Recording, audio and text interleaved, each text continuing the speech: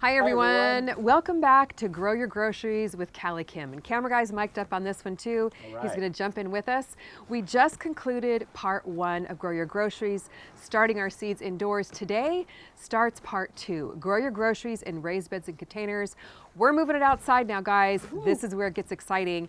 Today we're gonna pop up an easy raised bed / container, and I'm gonna show you how to make a really inexpensive DIY soil so we can get our veggies planted, and there's gonna be a giveaway. So you definitely wanna stay tuned for the whole video. This is gonna be a good one. If you have a small space, for example, you live in an apartment, all you have is a patio or balcony to grow vegetables on, this video is for you.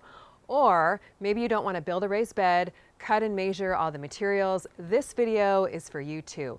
It's called container gardening. We're going to grow veggies in the small space right here on our deck in a fabric raised bed container. And these are made by Smart Pots, who's also partnering this video. The cool thing about these containers, not only can you grow a ton of veggies in it, this one is 100 gallon, they're made of fabric. You just pop up, fill them with soil, add your vegetables. The fabric is super durable. You can move them around to fit your space, and it's a great way to grow veggies. So this Smart Pots fabric container is 100 gallons. It's 3 feet wide. It's about 18 inches deep. So if you've got just 3 feet of growing space, you're going to be able to grow veggies. Now, when you're setting up your raised bed, you want to find the sunniest spot that you can. Ideally, 8 to 10 hours is best, so you can grow a ton of veggies when you have a lot of sun, but just do the best with the space that you have to work with. Now, the most important thing when you're starting off with your raised bed or your container gardening is the soil. It's all in the soil. You got to start with good soil. If you don't have good soil, you're not going to be able to grow a lot of veggies. Good soil has a balance of 3 components. First off, aeration. You want the soil to have lots of air so those roots can breathe. You want excess water to be able to drain through so your roots don't get waterlogged and rot. You want it to have a good balance of moisture retention so it doesn't dry out too quickly, and it retains moisture for the plants. And of course, the nutrients are super important. The plants need food so they can grow and produce a lot of veggies for you. When you're filling your containers or raised beds, soil can be quite costly. You basically have 3 options. You can buy bag soil at the garden center, which is the most expensive option, but it's a little bit more convenient. Or you can buy soil in bulk from your local landscape company. A lot cheaper, but you might not have a truck to haul at home, and delivery fees can be expensive. Today I'm going to show you how to keep it really budget friendly. A DIY inexpensive soil recipe that has a good balance of aeration, moisture retention, and nutrients. So let's jump in. This is going to be fun. We're going to fill this with soil, install drip irrigation today. On the next video, we'll be ready to plant. Stay tuned to the end of the video because I'm going to share with you how you have a chance to win one of these and some other garden goodies.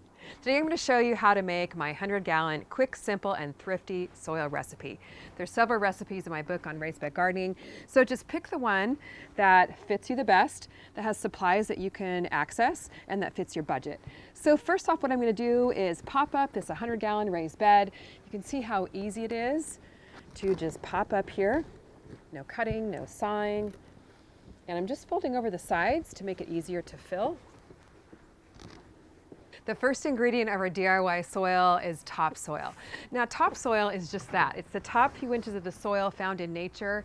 You can use some topsoil that you might have already in your backyard, or you can buy it bagged at the garden center, or you can actually get it in bulk from a landscape company.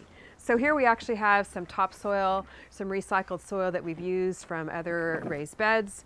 You can see it has a nice combination of nice black soil, and some lighter brown, chunky soil. There are some nutrients in topsoil, but we're definitely going to add some more so our plants have plenty of food to grow tons of veggies for us. So we're just going to scoop this in here, fill it about 3/4 full, then we'll add our other 2 ingredients. Now, if you've got any large chunks of soil or sticks while you're filling this up, don't worry about it. Just kind of break up the chunks of soil. And the sticks will kind of break down over time as your raised bed grows. So I'm going to fill this about 3/4 full, and camera guy is going to jump in here and help me out. Look at that. All right, nice. What do you think of that, Mac? Nice soil here. So what I'm doing is kind of chopping up the chunks as Jerry shovels. And in just a minute, we're going to add some water so your soil is nice and moist before you add the plants. starting to take shape. Shoot one.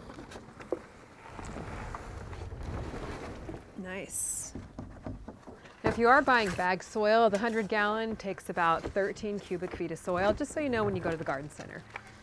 A good way to cut down on the amount of soil that you're using is to fill the bottom third of your garden bed with some sticks and some leaves, and it'll add organic matter to your garden bed. Break down over time. It's kind of like composting in place. So that can definitely help you save on soil as well. But we are going to try and fill this as much as we can to the top once our soil mix is complete. Now, as Jerry continues filling the bed with soil about 3/4 full, I'm going to start moistening things down. And you definitely want to do this so that your soil is nice and moist. It also helps the microbial activity get going here. The microbes are what break down the organic matter in the soil and release the nutrients to the plants. So you definitely want to plant in nice moist soil. So we'll spray it down there with some water and then just start mixing it in so all the water is absorbed and there's no dry spots. So you just want to repeat this process, water, mix it in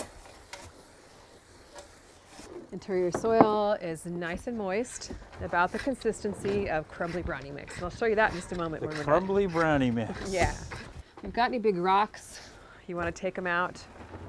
Now you may want to put a tarp down underneath your smart pots just to catch all the drips.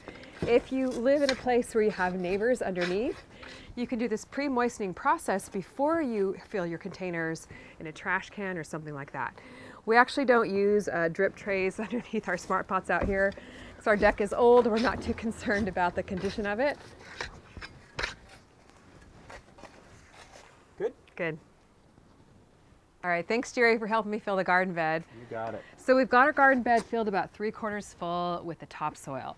Moistened it down and you can see it's holding together really well. It's about the consistency of crumbly brownie mix. So now what I'm going to do is fold up the sides of the smart pot here.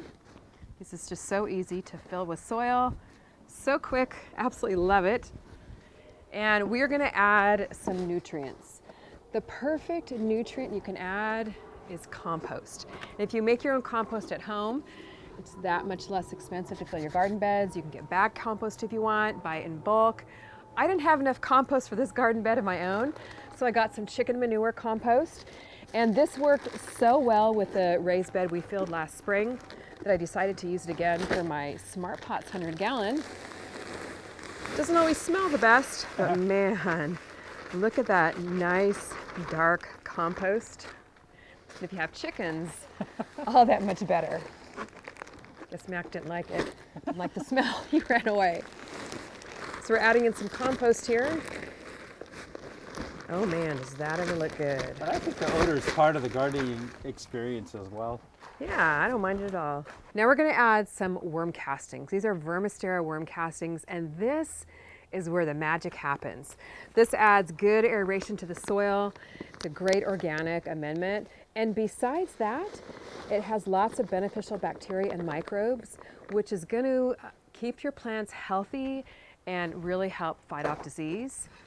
And there's little teeny tiny worm eggs in the worm castings. And we all know how good worms are for your garden beds. So this stuff is the black gold. So I'm just mixing in my compost and my worm castings into my soil here. Might need to add a little bit more water as we go. I love the size of this 100-gallon. We're gonna be able to grow a lot of veggies in here. And we're gonna do that in Thursday's video, so make sure you stay tuned to that. So I've got my DIY soil recipe here. My first ingredient, topsoil. Second ingredient, compost. Third ingredient, the worm castings. Makes a nice, healthy, living, breathing soil that's full of aeration, moisture retention, and nutrients. That's gonna grow us a lot of veggies here in this 100-gallon Smart Pots. So what I'm doing is I'm just finishing up mixing it. I've got my pitchfork here. I'm putting it into the soil and then just giving my wrist, a little turn to mix the soil around. Add just a little bit more water. You don't want there to be any dry spots in your soil. Got all my compost and worm castings mixed into the soil, so there's a nice mix of nutrients throughout. Now let's install our drip irrigation. The key to a productive garden is all in the watering. So if at all possible, place your garden bed near a water source and install drip irrigation if you can. So here we're just going to circle a drip irrigation hose around my smart pots here. And I've got lots of videos on how to install drip irrigation. So I'll put a link in the video description so you know exactly what to do. It's really easy. Don't be intimidated by it. It takes the guesswork out of it and really makes your garden a lot more productive when you have consistent watering.